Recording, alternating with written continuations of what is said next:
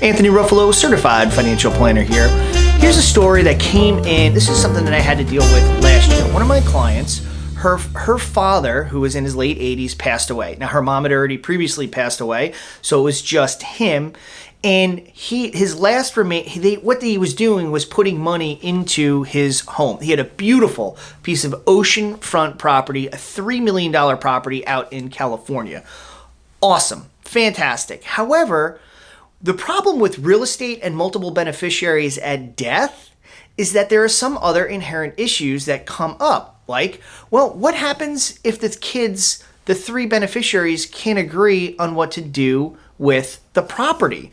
Some of them want to sell it. Some of them want to hang on to it. The other ones couldn't afford. It was $1 million share, essentially. So nobody had the money to buy each other out, and they couldn't agree. So what happened? They wound up selling the property in order to monetize their inheritance. There could have been done some other planning on the front end.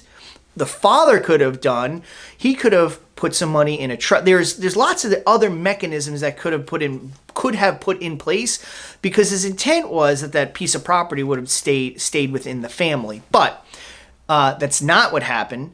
Ultimately, that property got liquidated. Now, they got $1 million a piece in an inheritance, which is awesome. I mean, those are first world problems. But if the intent was to hang on to that property in perpetuity for the family and pass it down, there needed to be another mechanism in place in which some liquidity was created at death, or there was some other liquidity planned for along the way in order to allow for maybe a share to be liquidated, or two shares to be liquidated, and some other mechanism to make the other people whole, or a way to keep that property maybe in trust in perpetuity for the family, with the expenses being paid for out of some other mechanism. So if you have real estate that you want to pass down to the next generation, and there's multiple non-spousal beneficiaries, you have to go sit with an estate planner. You have to get with a financial advisor